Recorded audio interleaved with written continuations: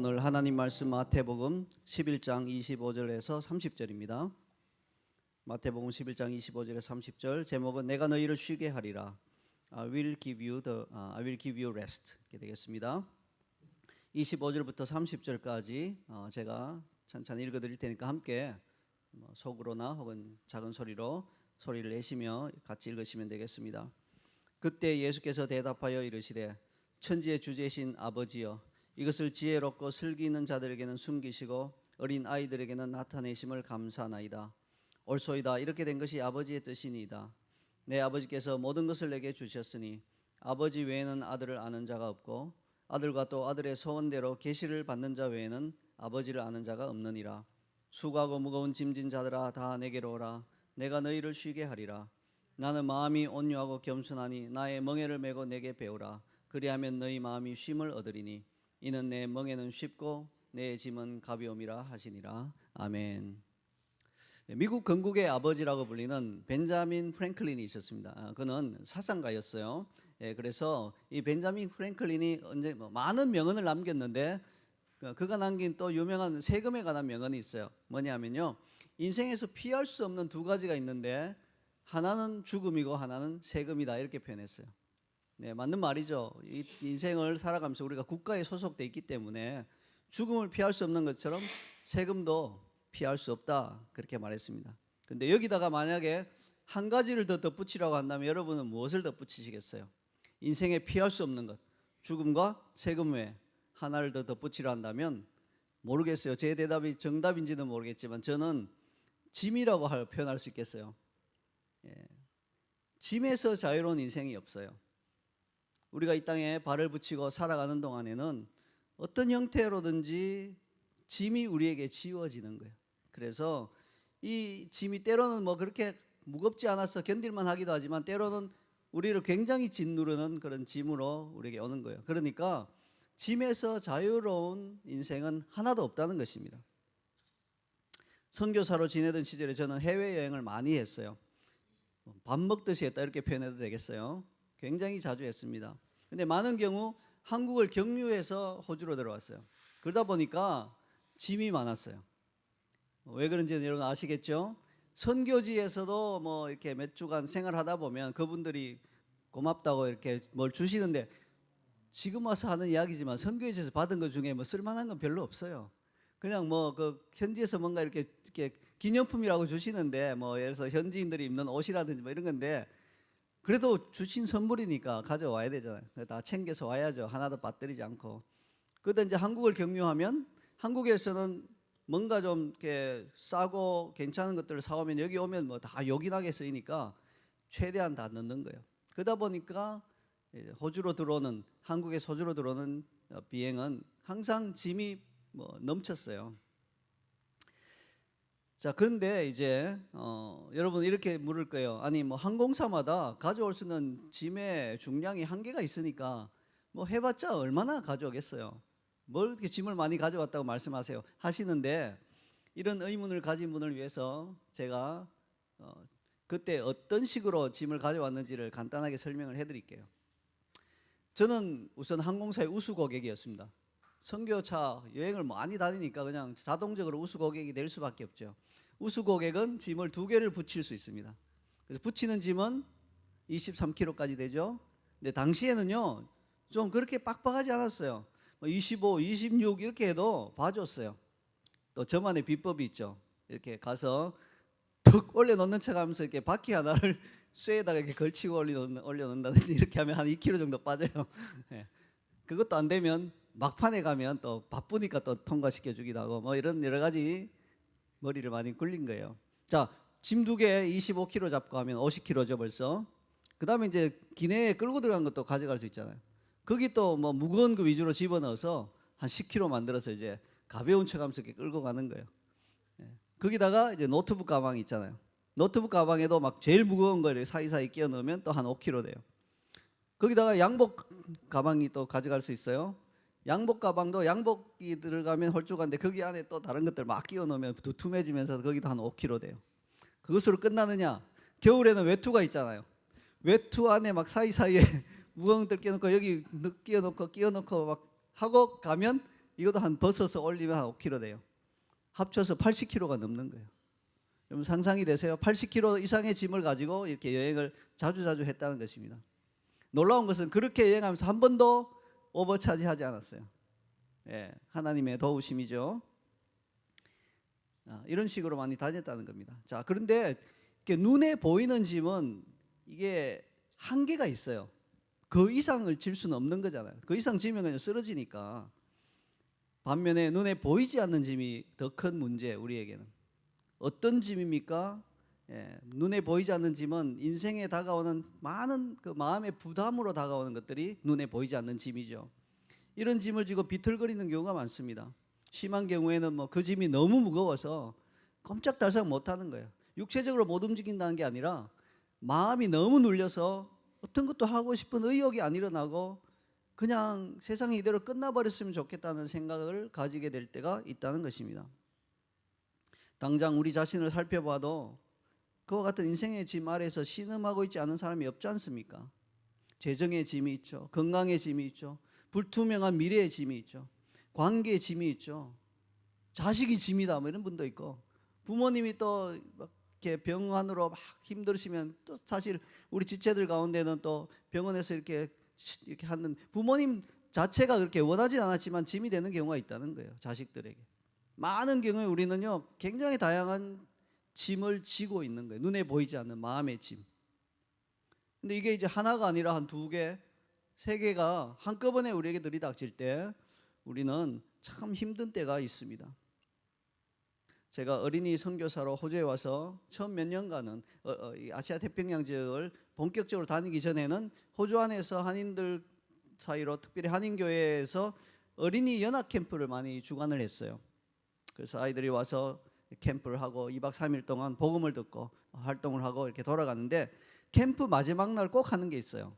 뭐냐면 이렇게 기도회를 하면서 아이들에게 그 기도 제목을 좀 적어달라.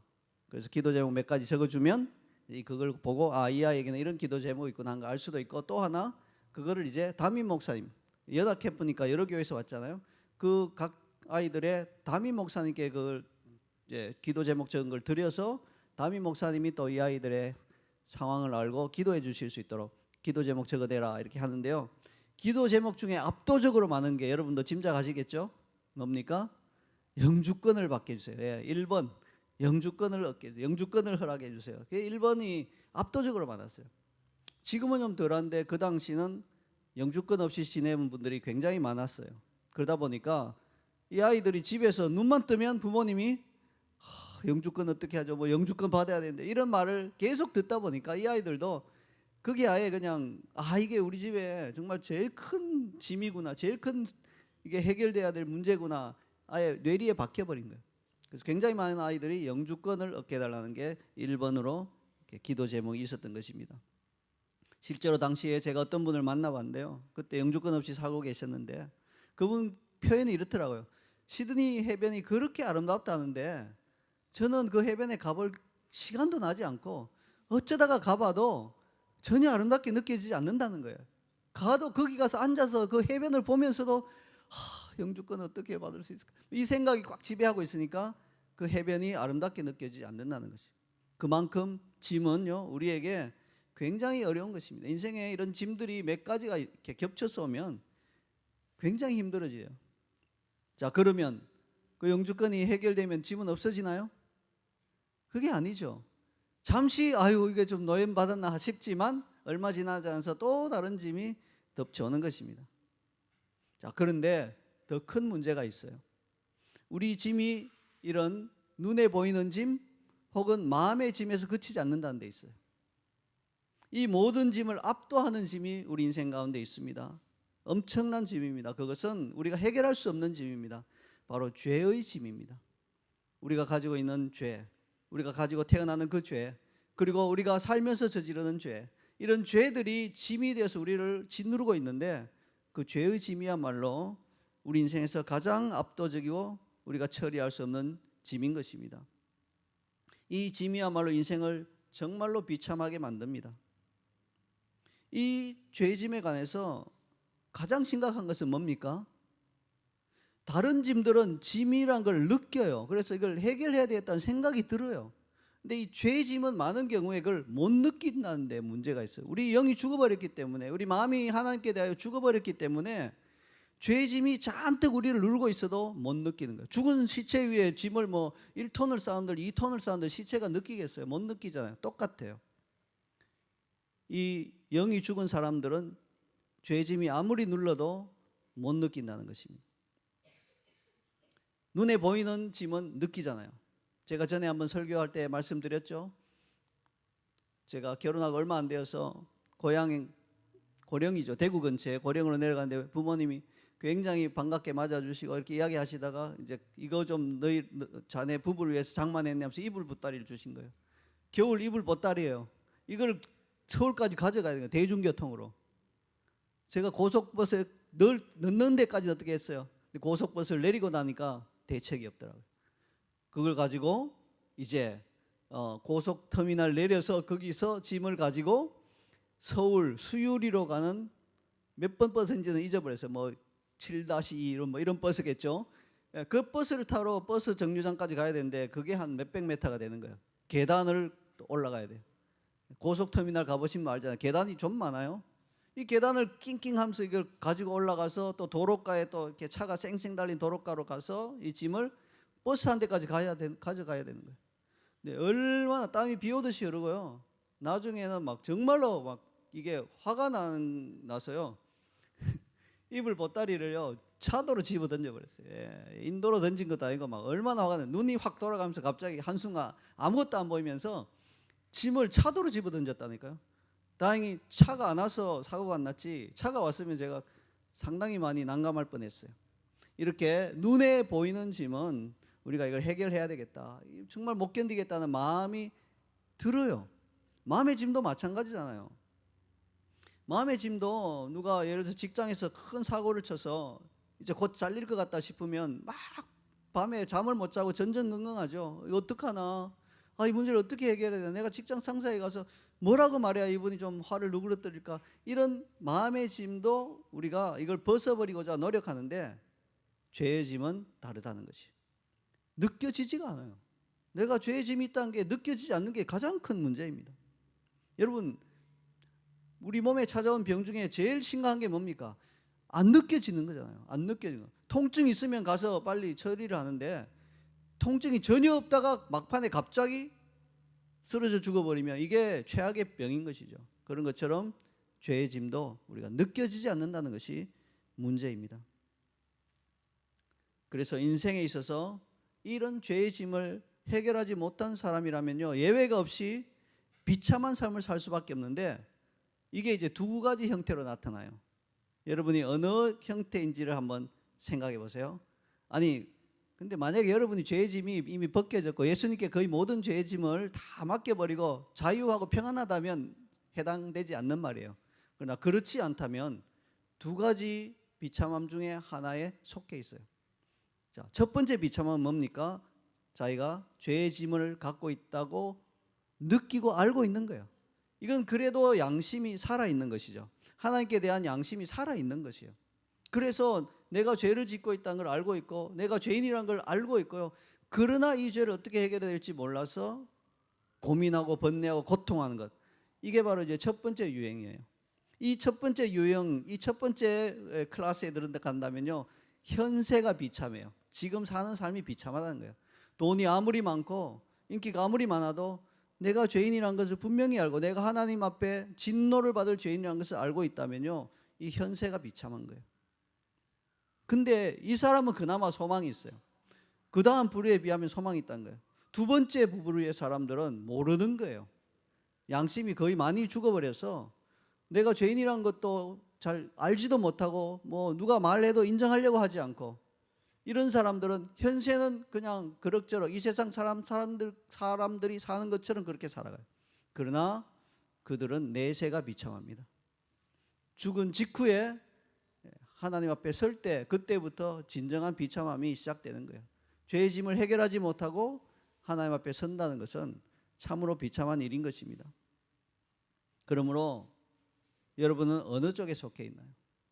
뭐 세 가지겠죠. 굳이 따지면 죄의 짐을 거의 다 해결하고 정말 마음 가운데 자유함이 있는 그런 상태이든지, 아니면 여전히 죄의 짐이 나를 많이 짓누르고 있는 걸 알고 있어서 이 땅을 현세를 살아가는 게 참 비참하든지, 혹은 전혀 못 느끼고 있어서 뭐 그냥 그럭저럭 뭐 한 세상 뭐 그냥 재밌게 살다가 죽으면 그만이지 이렇게 살다가 죽고 나서 하나님 앞에 설 때 그때부터 비참함이 시작되는 그런 삶을 향해 나아가고 있든지, 이 가운데 한 부류라는 것입니다. 여러분 어느 부류에 속해 있는지 솔직하게 자기 자신을 들여다보시기 바랍니다.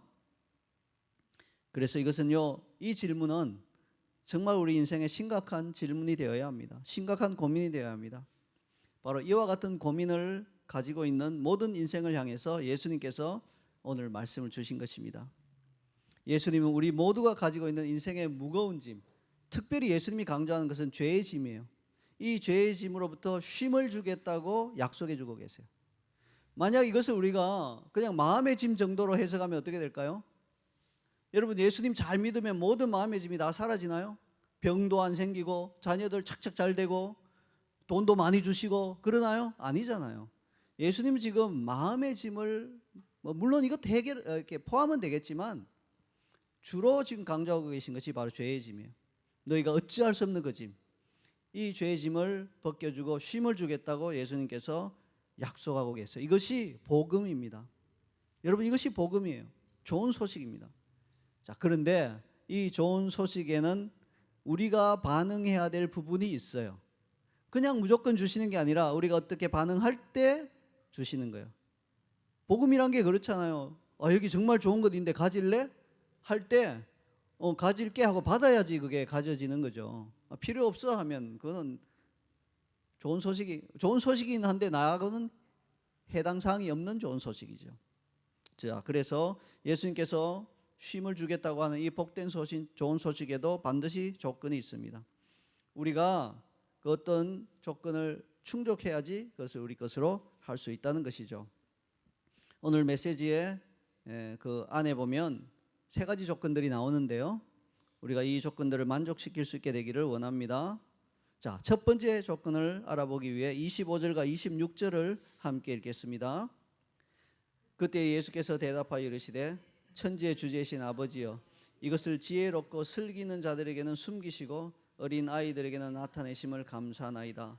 옳소이다. 이렇게 된 것이 아버지의 뜻이니이다. 아마도 이 구절은요, 성경 전체를 통틀어서 지혜롭고 슬기는 자들이라는 표현이 부정적으로 사용된 거의 유일한 것이 아닌가 싶습니다. 예수님의 비유를 보더라도 예수님 다른 곳에서도 지혜롭고 슬기 있는 이런 표현을 쓰셨어요. 신랑이 오실 때 기름을 준비하지 않은 그러한 5 처녀는 미련하다 이렇게 표현하셨고요. 등과 함께 기름을 가져간 처녀들은, 이런 지혜로운 처녀들은 슬기 있는 자들이다 이렇게 표현하셨어요. 그러므로 참 이상하지 않나요? 어째서 예수님은 지금 여기에서만은 시대를 초월하여 또 만국 공통으로 좋은 의미로 사용하는 이 단어를, 지혜롭고 슬기 있다고 하는 단어를 비틀어서 부정적인 의미로 사용했을까요? 예수님께서 이곳에서 지혜롭고 슬기 있는 자들이라고 하신 말씀에 사실은 몇 가지 단어를 추가해야지 지금 예수님이 무슨 말씀을 하시려는가 하는 걸 알 수 있어요. 지혜롭고 슬기 있는 자들의 어떤 단어를 추가해야지 예수님이 정말로 하고자 하는 말씀을 정확하게 나타낼 수 있을까요? 그 단어들은 바로 이거예요. 스스로라고 하는 말을 넣어야 되고요. 생각하는 이라는 말을 넣어야 돼요. 그러면 이제 해결이 돼요. 이해가 돼요. 자, 지혜롭고 슬기 있는 자들을 하셨을 때 예수님이 정말로 의도했던 것은 뭡니까? 스스로 지혜롭고 슬기 있다고 생각하는 자들, 이 말이에요. 그러한 자들은 어린아이들과 대비가 되죠. 그런 자들은 오히려 하나님의 그 진리를 알지 못한다고 경고하고 계신 것입니다. 예수님께서 지금 언급하시는 스스로 지혜롭고 슬기 있다고 생각하는 자들은 누구인가요? 그냥 세상의 이치에 대한 지식과 학문이 뛰어난 그것뿐인 그런 사람들입니다. 자기들이 죄짐을 지고 있다는 것은 알지 못하고 그냥 세상의 이치와 학문에만 뛰어난 자들, 그러니까 스스로 생각하기에 지혜롭고 슬기 있다고 하는 자들을 향해서 하시는 말씀이에요. 인생의 가장 중요한 문제인 죄의 짐을 해결받고 쉼을 얻는 방법을 알지 못하고 그냥 세상의 종교와 철학과 학문과 이런 데만 정통하여서 스스로 지혜롭고 슬기 있다고 생각하는 자들이 바로 예수님께서 말씀하신 이 부류예요. 이런 사람들은 자신들의 지혜로 말미암아 눈이 가려져 버린 거예요. 차라리 지혜가 없었으면 나는 어리석다 생각하면 말씀에 귀를 기울일 수 있는데, 자기가 가지고 있는 지혜가 자신의 눈을 가려버려서 죄의 짐을 벗고 쉼을 얻는 하나님의 방법을 알 수가 없게 되어버린 것입니다. 그러므로 죄의 짐을 벗고 쉼을 얻기 위한 첫 번째 방법은, 첫 번째 방법이 나오죠. 우리 자신의 지혜를 버리고 어린아이가 되는 것입니다. 우리 자신의 지혜를 버리고 어린아이가 되는 것. 이 구절에서 강조하고 계신 어린아이의 특징이 뭡니까? 어린아이에게는 여러 가지 많은 특징이 있죠. 여기 중에 제일 어린아이가 유인데요. 유를 보면 어린아이의 특징이 많이 나타나고 있어요. 근데 지금 여기서 강조하고 있는 어린아이의 특징은 뭐냐면요, 이 스스로의 지혜를 의지하지 않고 말씀하신, 누가 말하는 그대로 받아들이고 믿는다는 게 어린아이의 특징이에요. 그러니까 아이들이 유괴를 잘 당하죠. 낯선 아저씨가 와서 얘야 내가 어떤 길을 잘못 몰라서 그런데 좀 도와줄 수 있냐 하면 얘 아저씨하고 따라가 버리잖아요. 사탕 하나 줄 테니까 뭐 좀 이렇게 이리로 올래 하면 그냥 그 말 믿고 이 아저씨가 이상한 아저씨다는 걸 생각 별로 하지 않고 따라가 버리잖아요. 요즘은 아이들이 많이 이제 그런 면에서는 교육을 많이 받아서 안 그런데, 옛날에는요 그냥 아저씨 좀 도와줄래 하면 그냥 따라가다가 유괴당한 아이들이 꽤 있어요. 아이들의 특징이죠. 물론 유괴범은 아이들의 이런 순진한 특징을 악용하는 것이죠. 우리 인생의 짐을 벗고, 죄의 짐을 벗고 쉼을 얻기 원한다면요, 어린 아이처럼 돼야 돼요. 내가 알고 있다고 생각하고 온 것을 그걸 버려야 돼요. 하나님의 말씀을 어린 아이처럼 받아들여야 한다는 것입니다. 성경에서 천국과 지옥이 있다고 하면 그대로 믿어야 됩니다. 내가 생각하는 지옥관은 그거 버려야 돼요. 성경이 말씀하시는 그 지옥관을 그냥 받아들이는 거예요. 지옥은 영원한 불못이다 하면 그런 게 어디 있어, 그렇게 생각하면 안 되고 버리고, 성경이 말씀하신 영원한 불못, 지옥, 그걸 받아들이고 믿고 받아들여야 된다는 것입니다. 성경이 죽은 후에 심판이 있다 이렇게 말씀하시면 그대로 받아들여야 되죠. 내가 생각에 죽은 후에는 윤회를 하고 환생을 버려야 됩니다. 성경이 그런 걸 말씀하고 있지 않거든요. 죽은 후에는 심판이 있고 심판 이후에는 천국이나 지옥으로 갈라진다 말씀하시면 어린아이처럼 받고 그냥 믿어야 하는 것입니다. 모든 사람이 크고 흰 보좌 앞에서 자신이 행한 행위대로 심판받을 것이라 말하면 믿어야 되는 거예요. 그리고 그 무엇보다도 십자가에 달려 죽으시고 부활하신 예수님만이 유일한 구세주이시고 그분만이 우리 죄의 짐을 벗겨주실 수 있다 하시면 두말하지 않고 아멘 그렇습니까? 하고 믿어야 되는 것이에요.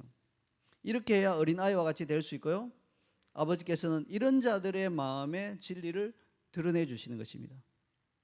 근데 방금 읽은 본문을 보니까요, 스스로 지혜롭고 슬기 있다고 생각한 사람들에게는 아버지께서 진리를 안 드러내주고 이렇게 숨겨버린다고 그렇게 읽혀지고 있죠. 근데 그게 아니에요. 사실은 이 행간의 깊은 뜻은 그게 아니라 아버지는 언제나 모든 인류에게 당신의 진리를 드러내 보여주기 위해서 정말 간절히 원하고 계세요.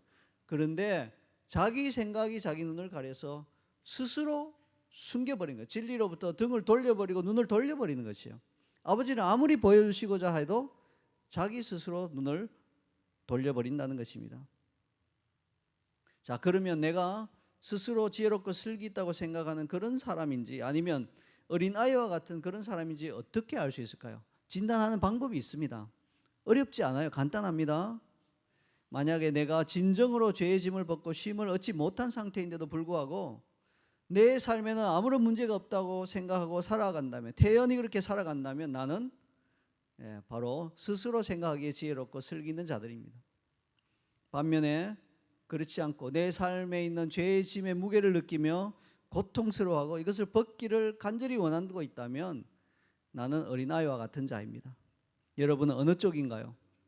지금 이 시간 자기 자신을 점검해 보시기 바랍니다.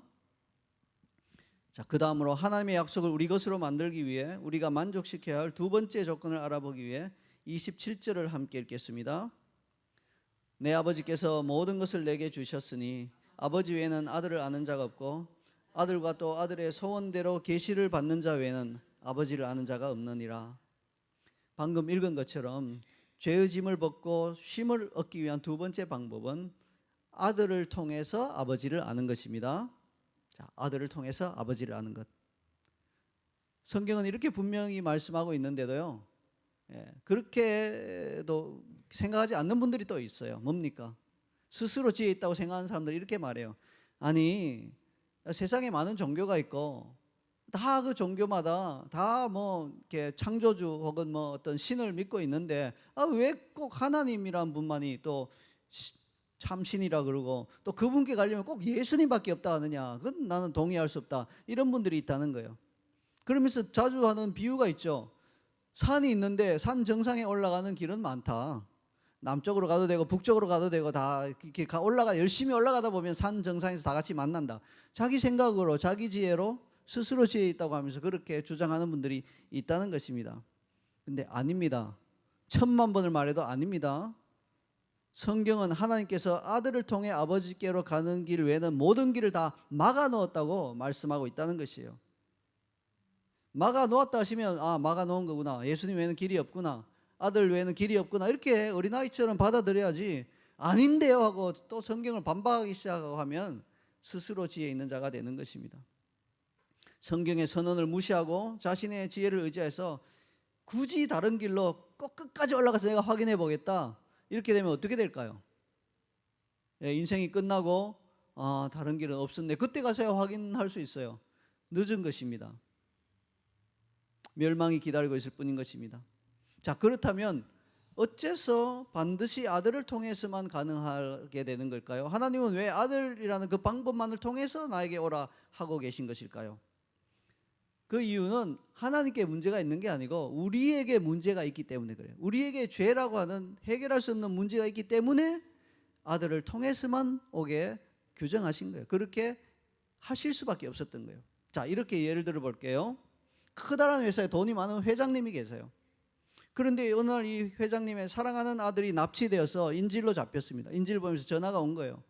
너 아들을 잡고 있으니까 언제까지 얼마를 내지 않으면 네 아들에게 해를 끼치겠다. 이렇게 전화가 온 거예요. 이 회장님은요, 자신이 할 수 있는 모든 수단을 동원해서 아들을 무사히 구출하고자 동분서주하고 또 경찰에도 알렸습니다. 경찰도 사회적으로 큰 문제가 있고 무리가 있는 사건이니까 온 경찰력을 동원하여 막 추적하고 전화 추적하고 이렇게 해서 천신만고 끝에 창고에 갇혀 있는 아들을 구출해 냈습니다. 해피 엔딩이죠. 근데 문제가 있어요. 이 회장님 아들의 목에 시한폭탄이 둘러매어 있는 거예요. 이게 그냥 벗는 순간 터져버리는 거예요. 이게 큰 문제잖아요. 자, 이 상태에서 이게 시한폭탄이 또 언제 터질지 몰라요. 이 상태에서 아들이 아빠 하면서 회장님 품에 그대로 뛰어들어갈 수 있겠습니까? 회장님이 아들 아무리 사랑해도 그냥 받아줄 수는 없잖아요. 거쳐야 할 방법이 있죠. 길이 있죠. 어떻게 해야 됩니까? 이 상황에서는. 이걸 위해서 나라에서 운영하는 게 있잖아요. 폭탄 해체반이라고. 경찰의 특수 어떤 소속된 분들은 평생 하는 게 뭡니까? 폭탄을 해체하는 일만 하는 거예요. 굉장히 복잡한 폭탄도 이 시중에 나와 있는 모든 폭탄을요 다 연구해서 다 알고 있어요. 이게 뭐 이제 인질범들이 뭐 무슨 특별한 국가 조직에 속한 게 아니니까 시중에 나와 있는 폭탄 중에 하나를 그냥 쓰는 거지 자기들이 개발한 폭탄이 없는 거예요. 그러니까 폭탄 해체반이 오면 해결이 되는 거예요. 근데 일반인이 할 수는 없어요. 파란 선을 짜고 빨간 선을 짜고 이런 식이 되는 게 아닌 거예요. 여러 가지 매뉴얼대로 절차대로 이렇게 하나하나 해체해야지 해체가 되도록. 그렇게 되니까 이 아들은 어떻게 해야 됩니까?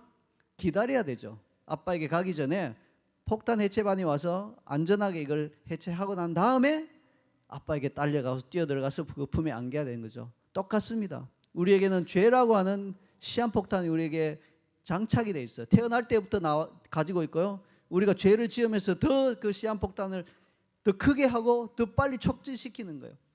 이 상태에서 아버지께 갈 수 없는 거예요. 아버지께서 이 상태로 오면 안 된다 규정을 하셨어요. 그리고 해결책까지 주셨잖아요. 내 아들을 보냈으니까. 내 아들이 바로 죄의 폭탄 해체반이다. 반장이다. 십자가에서 다 해결했다. 아들을 통과해서 나에게 오라. 이렇게 규정하고 계시면 그걸 따라야죠. 거기에 고집 부리면서 그냥 아버지께로 뭐 그냥 달려가도 되는 것 같은데 내 생각으로는 달려가도 되는 것 같아. 이거 별거 아닌 것 같아. 이거 장식품 같은데 이러고 있으면 해결이 안 되는 것입니다. 절대 그런 사람들은 아버지께서 받아주실 수 없습니다. 그러므로 우리는요, 성경이 예수 그리스도께서 우리의 유일한 구원자이다 말씀하시면 그대로 아멘으로 받고 그분께 가서 죄짐을 벗고 해결하고 아버지께로 가야 되는 것입니다. 이것이 바로 우리의 두 번째 조건, 우리가 해야 될 두 번째 조건, 아들을 통해서 아버지께로 간다는 것입니다. 이제 마지막으로 하나님의 약속을 우리 것으로 만들기 위한 우리가 만족시켜야 할 세 번째 조건을 알아보기 위해 28절부터 30절까지 함께 읽겠습니다. 수고하고 무거운 짐진 자들아 다 내게로 오라. 내가 너희를 쉬게 하리라. 나는 마음이 온유하고 겸손하니 나의 멍에를 메고 내게 배우라. 그리하면 너희 마음이 쉼을 얻으리니 이는 내 멍에는 쉽고 내 짐은 가벼움이라 하시니라.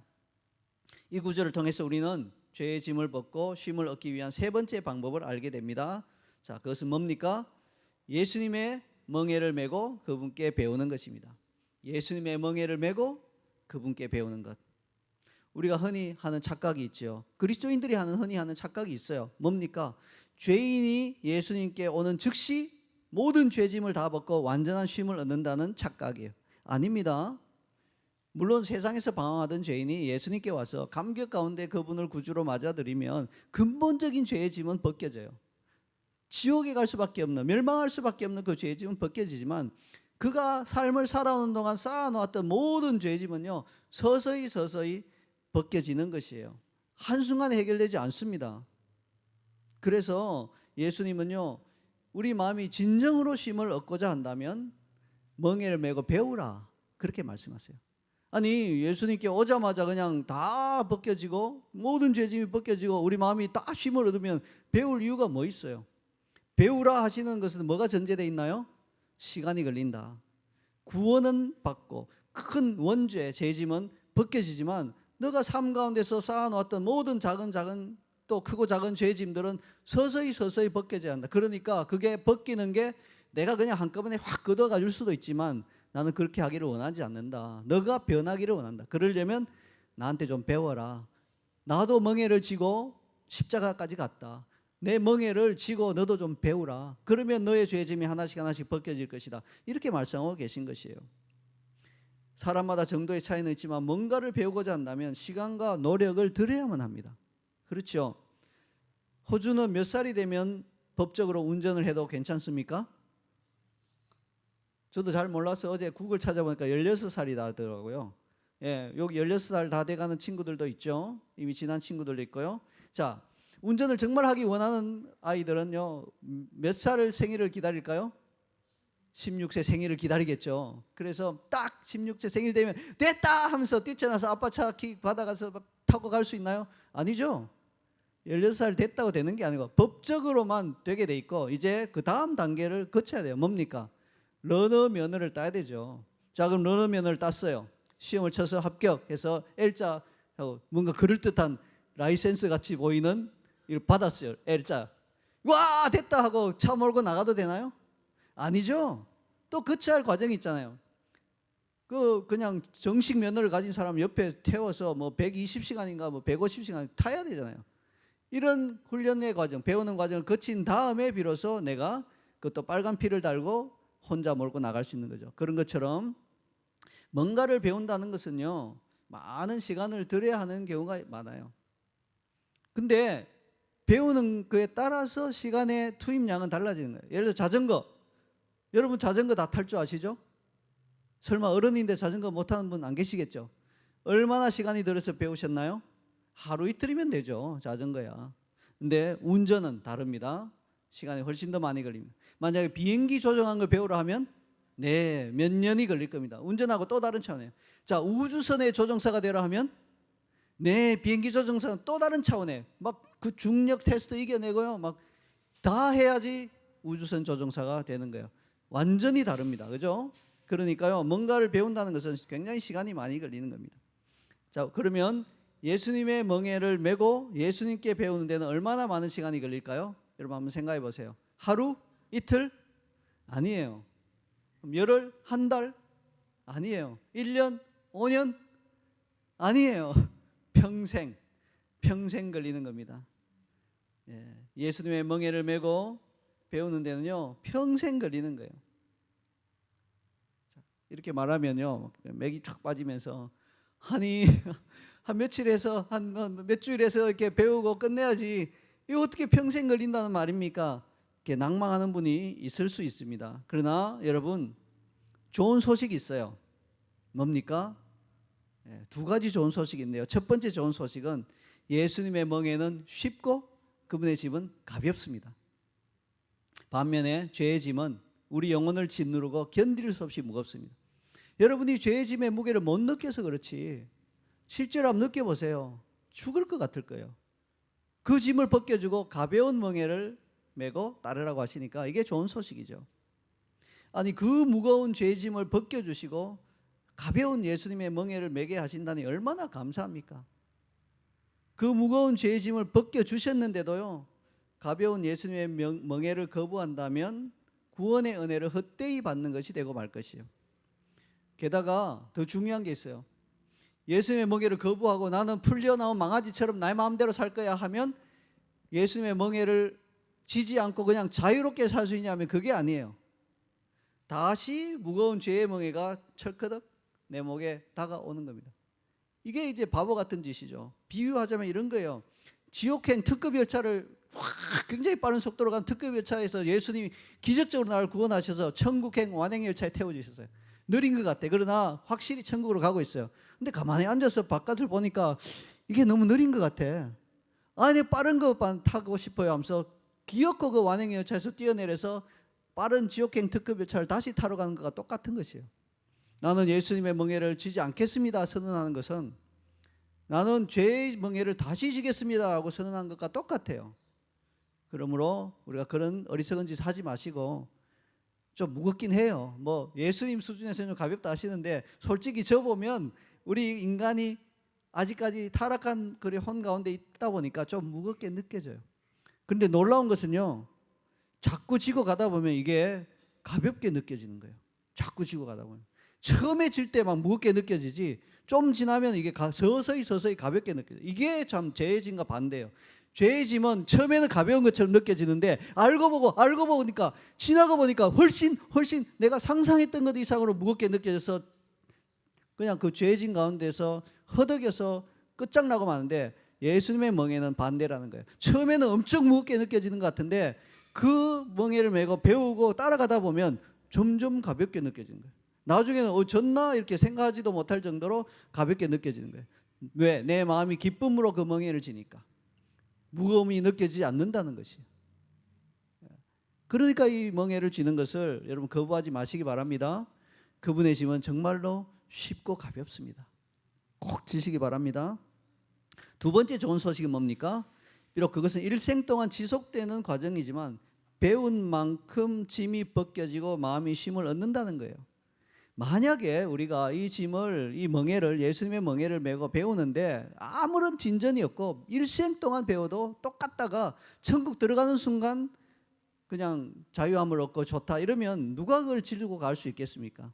그러나 이 멍에는요 배우고 가는 동안 아까 말씀드렸잖아요. 점점 가볍게 느껴지면서 배운 만큼 짐이 계속 나에게 있는 그 죄의 짐 남은 것들이 떨어져 나가기 때문에 내 영혼은 그렇게 상쾌하게 느낄 수가 없고 그렇게 기쁘게 느낄 수가 없는 거예요. 그래서 가는 만큼 멍에를 메고 배우는 만큼 내 죄의 짐이 사라지기 때문에 그만큼 간 만큼 즐거움과 기쁨이 우리 마음 가운데 있게 되는 거예요. 이게 바로 두 번째 좋은 소식입니다. 그래서 점점 더 많이 배우게 되기를 원하는 거예요. 이게 바로 있는 자는 더 가지게 되고 없는 자는 그 있는 것까지 빼앗기게 되는 성경의 원리인 것입니다. 이제 말씀의 결론을 맺겠습니다. 오늘 예수님께서 여러분 마음에 호소하고 계십니다. 수고하고 무거운 짐진 자들아 다 내게로 오라 내가 너희를 쉬게 하리라. 이 호소는 예수님을 아직 자신의 구주로 믿지 않고 있는 사람은 물론이고 이미 예수님을 믿고 있는 분들에게도 동일하게 적용되는 호소입니다. 나는 예수님 믿었으니까 나는 짐이 아니에요. 아직까지 또한 멍에를 메고 배우면서 벗게 할 짐들이 많이 남아 있습니다. 예수님께로 가서 그분의 멍에를 기꺼이 메고 배우게 되시기를 바랍니다. 그렇게 되면요 우리는 어린아이처럼 말씀을 받아들이게 될 것입니다. 아들을 통해서 아버지를 알게 될 것입니다. 그리고 그 멍에를 메고 그 배우는 그 길이 그게 비록 좀 십자가를 지고 따르는 길이라 할지라도 기쁨과 즐거움으로 지고 갈 수 있게 될 것입니다. 이와 같은 복이 우리 자이언 CC의 모든 성도들에게 임하기를 간절히 소원합니다. 아멘. 네, 오늘 말씀을 보시면서 우리 한번 결단의 기도를 한번 올려드리기를 원합니다. 자, 함께 우리의 그 모든 짐을 벗겨주시는 예수님을 찬양하며 또 그분의 멍에를 메고 배우겠다고 우리 결단하며 나가도록 하겠습니다. 함께 기도하겠습니다.